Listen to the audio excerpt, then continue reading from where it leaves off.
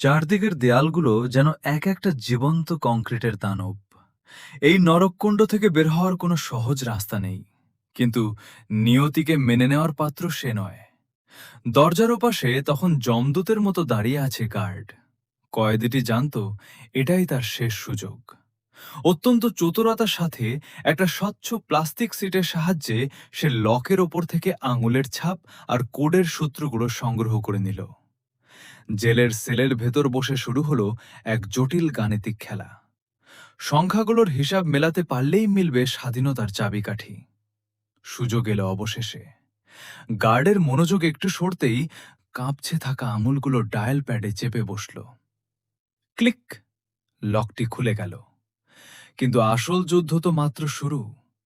প্রতিটি সেকেন্ড এখন মৃত্যুর সমতুল্য।